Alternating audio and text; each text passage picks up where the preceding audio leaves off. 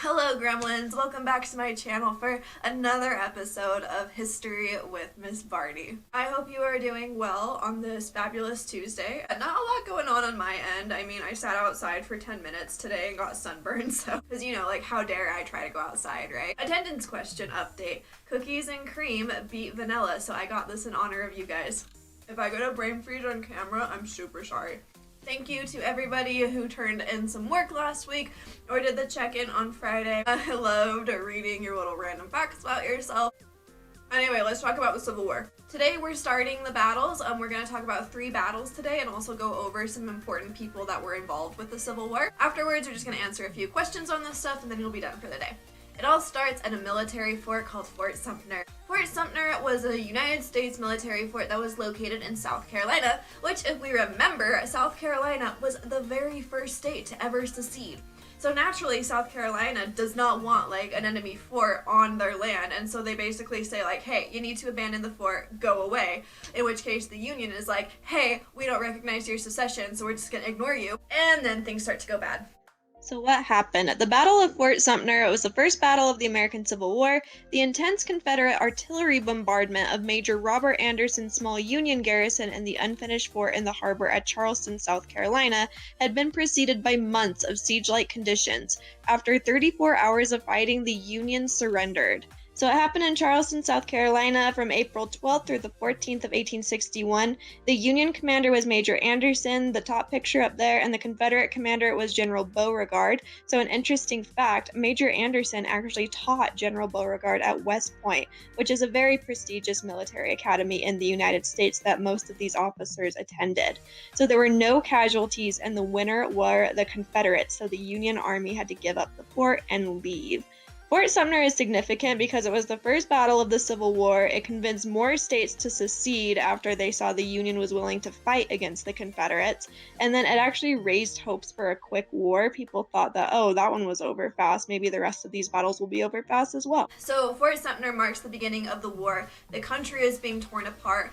Like, individual families are being torn apart, and a lot of military officers in the South have to make the tough decision about who they're gonna fight for. Like, do you fight against your family and against your home, or do you take up arms against the country that you swore you would defend? It definitely wasn't an easy decision, and a lot of people had different opinions on it. We're actually going to talk about 2 of the most famous guys who are faced with the decision right now. Is probably one of the most famous people from the Civil War. The spotlight is General Robert E. Lee.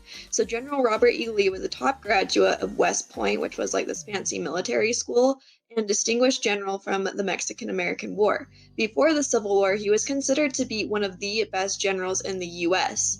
He was actually offered like command of the entire army by Lincoln. However, Lee wished to see the country remain intact, but when his home state of Virginia seceded, he said, if Virginia stands by the old Union, so will I. But if she secedes, then I will stop following my native state with my sword, and if need be, with my life. He didn't agree with slavery himself. He thought it was evil, but he is a great example of how some people were more loyal to their state than to their country. So it was a huge blow for the Union that Lee abandoned them and went and fought for the Confederates instead. But on the other side of that, you have our next spotlight, General William Tecumseh Sherman. And yes, he was actually named after the Shawnee warrior Tecumseh, who we learned about earlier this year. But anyway, so General Sherman lived in the South for a time, but unlike Lee, he actually decided to join the Union when the war broke out. Now, a little bit more about him. He was initially unsuccessful during the war. He was paranoid, he was unprepared, and he lost some battles. But he later began to see success after working with another general who we'll talk about later today. Now, this is kind of interesting, but by the end of the war, this man right here, Sherman, would be infamous and absolutely hated in the South. In regards to that last sentence, we will get to that story in a few days, so stay tuned. The next battle we are going to talk about is the First Battle of Bull Run. So what happened? Well, General-in-Chief, so he was the main chief over the Union Army, Winfield Scott advanced on the South before properly training Union troops. Scott ordered General Irvin McDowell to advance on Confederate troops stationed at Manassas Junction, Virginia. McDowell attacked on July 21st and was initially successful, but when reinforcements arrived for the Confederates, the result was a Southern victory and a chaotic retreat towards Washington by Federal troops. So here is our spotlight on General Thomas Stonewall Jackson. General Jackson was a Confederate general. He earned his nickname Stonewall from his resolute stature during the First Battle of Bull Run, refusing to crumble under the heavy Union assault. It was said that he was holding out heroically like a stone wall. Stonewall Jackson was very successful during the war and became one of the Confederates' top generals, and you know what? Let's give a round of applause for that beard. So a famous story from Bull Run is how a bunch of people from Washington, D.C. went to watch the battle and have a picnic while they were watching the battle. They thought that there was going to be one battle and then the war was going to be over. As the battle started, though, soon all these tourists were running screaming away because it was a lot more brutal than they thought it was going to be. And that really kind of sums up the war in a lot of ways. This war was not going to be quick, it was not going to be over with a single battle, and it was going to be way more brutal than anyone was expecting. So this happened in Manassas, Virginia, July 16, 1861. The Union commander was General McDowell, the picture on the top. Confederate commander is General Beauregard, so I don't know why there's another picture of Stonewall Jackson there, but there is. So casualties. These are people who are killed, wounded, or missing. The Union had 2,896 casualties, the Confederates 1,982, and the winner was the Confederates. The significance of this battle was the severe casualties shocked both sides of the war. Nothing like this had ever been seen by Americans before.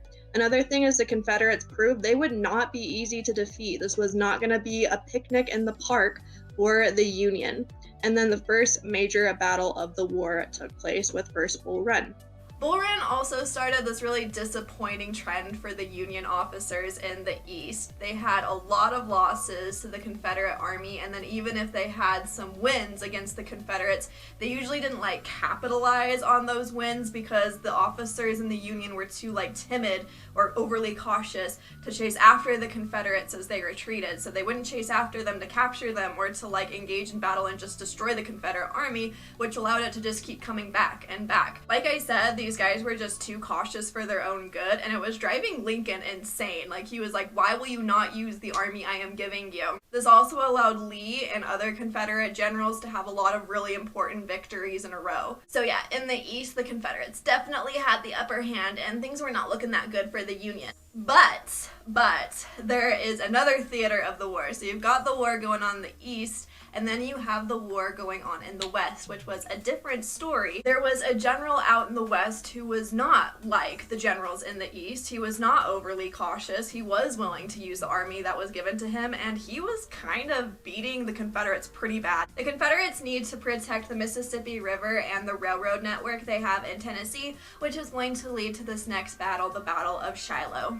So the Battle of Shiloh, what happened? The Confederacy was suffering defeats in the Western theater of the war, and they desperately needed to protect the Mississippi River from the Union. They launched a surprise attack while the Union was resting. Kind of shady, if you ask me. They attacked near a church named Shiloh, pictured over there in the corner. It was some of the most vicious, bloody fighting of the war, with enormous losses. So the fighting in Shiloh was nasty. There were some parts of this battle that were nicknamed the Hornet's Nest and the Bloody Pond, and those things don't sound very pleasant, and the fighting there was not pleasant, my gremlins. And at the end of the first day, things were actually looking pretty tough for the Union soldiers. In fact, General Sherman, who was there, went up to the main general in charge and said, well, we've had the devil's own day, haven't we? But see, this general was very different from the generals back east, like I said, because he wasn't going to let this stuff faze him, so he replied to General Sherman by basically saying, yeah, we'll lick them tomorrow, though. And they did, and the Union came back and won that victory with heavy casualties along the way. That general is this person. This spotlight is on General Ulysses S. Grant. So General Grant served during the Mexican-American War but retired from the Army soon after. He struggled to support his family financially, he had a drinking problem, he had multiple failed careers, and so when the Civil War started, he quickly rejoined the Army. So when Grant rejoined the Army, he kind of said, hey, I think I could handle command, but people weren't that impressed. He was only really given command because they needed a commander from Illinois, and he was one of the only people around. They got command, and he quickly rose through the ranks of the Union Army, establishing himself as one of their most talented generals. However, he often had heavy casualties. After Shiloh, he was actually demoted because the casualties were so bad. Lincoln, though, refused to remove him, famously saying, I can't spare this man. he fights. And Grant did. He was not afraid to fight, unlike a lot of other people. Unlike the other generals in the East who were scared to chase after the Confederate Army, he wanted to destroy them. He wanted to absolutely beat them, leading to this quote that he's famous for: "No terms except an unconditional and immediate surrender can be accepted."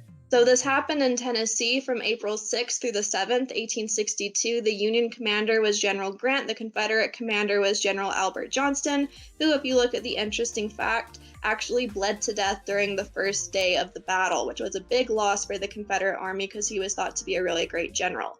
The casualties: the Union had 13,047 casualties, and the Confederate Army had 10,669 casualties.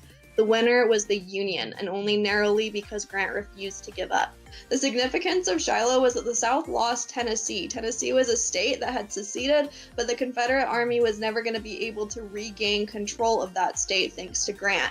Another point was that it showed how truly deadly this war would be, because it had the highest casualties America had ever seen up to that point. So just to wrap up the main points from today's lesson. 1, the war was going to be longer and bloodier than anybody could have imagined. 2, Lee and the other Confederate generals had the upper hand back east because the Union officers were too timid and cautious. And 3, out west, General Grant was kicking butt for the Union. Okay, so that is what I've got for you today. I will be back tomorrow, but anyway, go answer some questions on that quiz. Make sure you like and subscribe to this channel. It's a joke, by the way. Okay, I'm gonna go. See you tomorrow. Bye.